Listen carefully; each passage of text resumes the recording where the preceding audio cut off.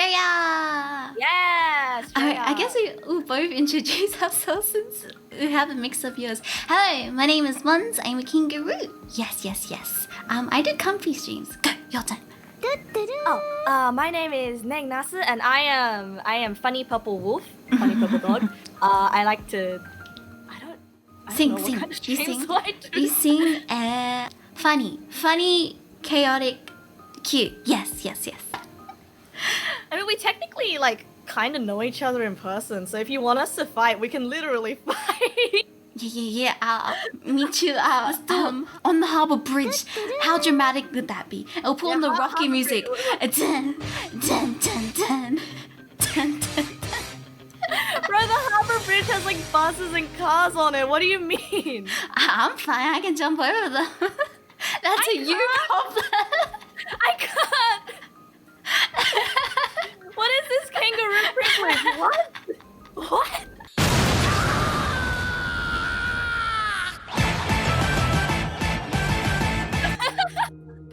Okay. Nap in the car.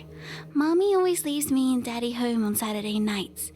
And me and Daddy always go get ice cream in the car after dinner. I have to sit in the back seat until I'm a big boy. I go in the kitchen to see what Daddy is cooking for dinner after my Barney movie is over, but he's not in there this time. I saw a note on the counter that said Mommy and Uncle James were going somewhere together. I'm not sure. I don't read that good. I go find Daddy in the garage. I shut the door behind me like I'm supposed to. Daddy is in the car and he already has the car turned on. We must not be eating dinner tonight. Only ice cream. I get in the back seat behind Daddy since I'm not a big boy yet. Daddy doesn't say anything when I said hello to him. Maybe he can't hear me over the loud car. I think I'll take a nap on the way to ice cream. I feel kind of sleepy. Oh,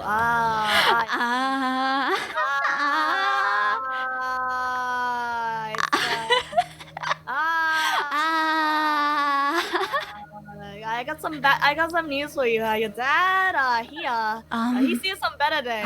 True. It was cause Mommy and Uncle James were going somewhere together. It's always Who's Uncle James? Uncle James. I think it was an affair, and then Daddy got sad, and Daddy went goodbye. The repeated use of Daddy prevents me from taking this seriously. Seriously? Don't be kinky. Daddy. No. Epic voice acting incoming, guys. Yes. What do you mean epic voice? Yes. Salami, olives, and sausage. Sausage. There was nothing special about the pizza place where I worked.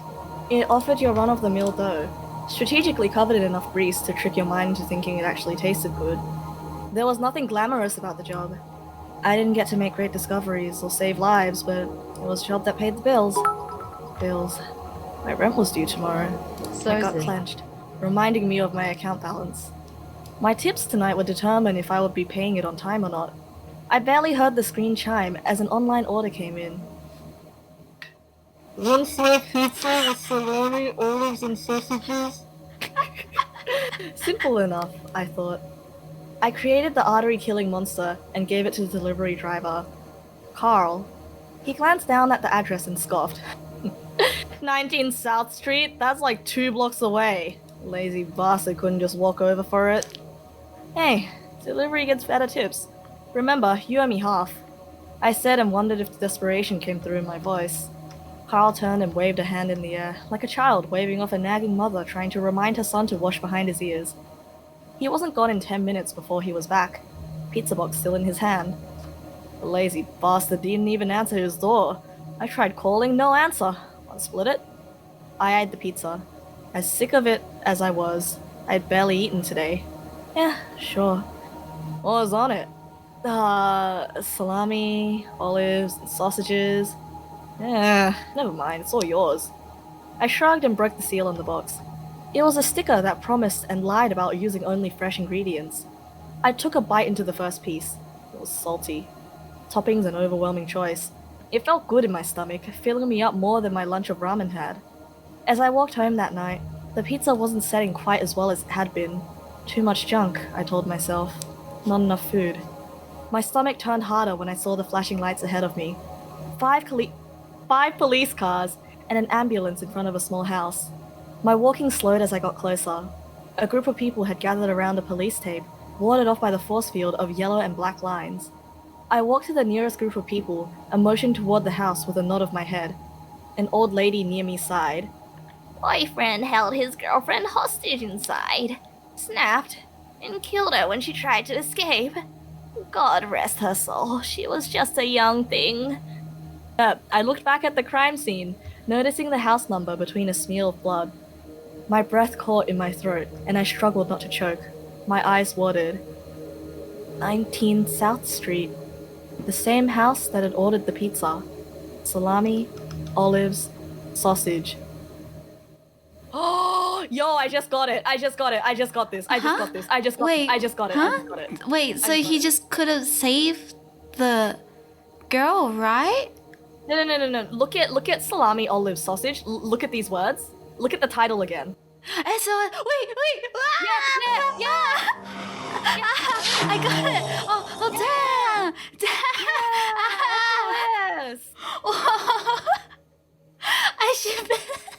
Yo, I actually got shivered. Guys, if you ever need help, salami, olives, and sausage, we all know now. Oh my god, I'm actually still like getting aftershocks of those shivers. Holy shit. Oh, that's so sad. Oh, I would feel so sad if I was the person who worked at the pizza store though and figured it out afterwards. Hey Mons, Mario Bones, pepperoni, onion, gherkins. Plug!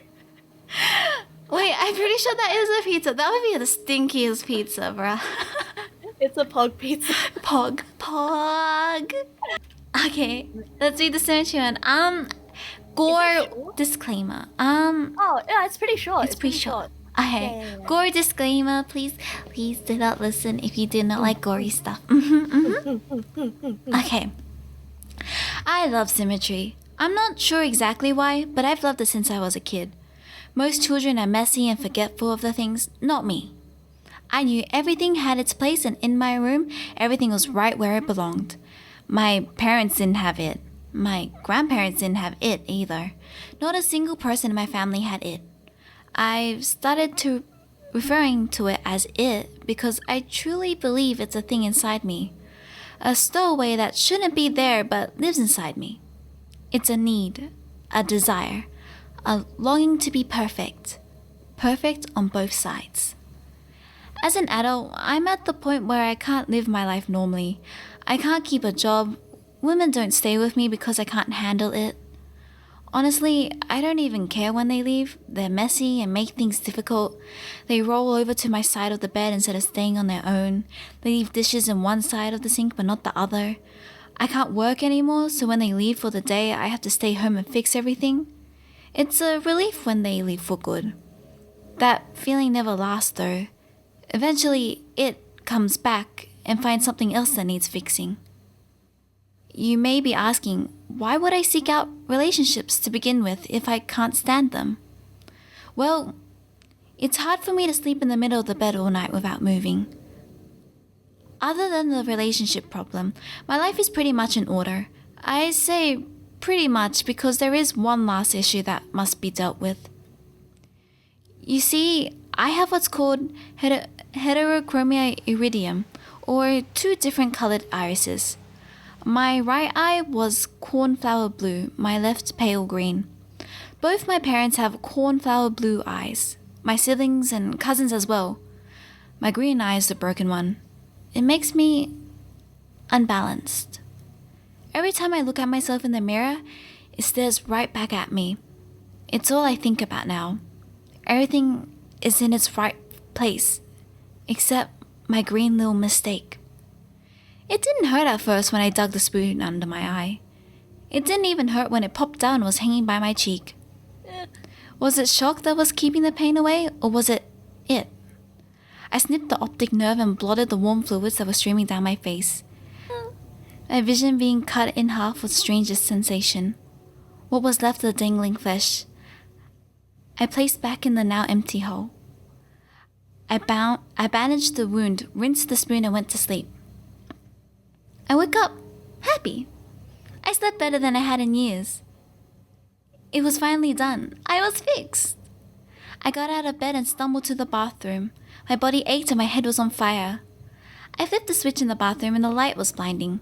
I slowly removed the bandage that was soaked with blood and was sticking to my face like tape. When I looked up to the mirror, my stomach turned. Only then had I realized what I had done to myself, and I couldn't believe it. There was a hole in the left side of my face, but not the right. I was unbalanced. Again.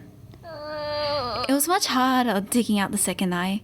My hands were shaky, and when I dug the spoon in, I missed several times, puncturing my pupil 3 times before I got it in the right place. Once the eye popped out, I reached for my scissors to finish the job. The blood from the previous night had dried on the blade, so the scissors didn't cut very well. You know when you were a kid in elementary school and your teacher made you cut construction paper for art projects? Did you ever try to cut too many pieces at once, but the scissors couldn't take it? The blades would kind of fold over each other and the paper would get pinned between them. That's what happened to my eye. The optic nerve was pinned between the 2 blades. It was stuck, and as I tried desperately and frantically to make it unstuck, I slipped in the blood and started falling to the floor. Reflexes kicked in, and I let go of my eye to try and break my fall with my hand. The weight of the stuck scissors on my hanging eye was unbearable. I knew I couldn't stand it long enough to make it to the kitchen to get a knife, so I pulled it straight out of my head. I felt the flesh tear from inside my skull. I felt it rip and spew liquids everywhere. I knew I was crying, but there was no telling the tears from the blood or the ocular fluid. When I heard the wet slap of bloody flesh against the tile floor, I knew I was done. I knew it was done. I could live my life now without having to see people's awful, messy, uneven lives. The relief washed over me, and I knew it would last this time. I had never felt this way before, never had this much hope. As I laid in my bathroom on that cold, wet, sticky tile, I smiled. For the first time in years. That's the story! Gory! Your ears disappeared. It's over. How good, it's over. Oh, I hated that one so much. Yo. Thank you. You're welcome. Wait, you already read it before, right? Yeah, like years and years ago. Oh, what's this string in my eye continues to tug? Oh, Cheery story to end with? Yeah. That was the best story tonight, though. I've gotta say. It was really well written. Yeah. Yep, life tips with Monsday and Neg. Hey, don't dig your eyes out with a rusty spoon and chop up the optic nerve and. Yeah. Eye is good. I approve of this message. Eye is good. Eye good. Eye is good. Real eyes realize real lies. Losing so many pixels. I'm losing so many pixels right now. I think that's okay. You know how like with like Cinderella or like if you play Pokemon Mystery Dungeon at the end it's kind of like, oh, your time is up, you're disappearing. I feel like that's me right now.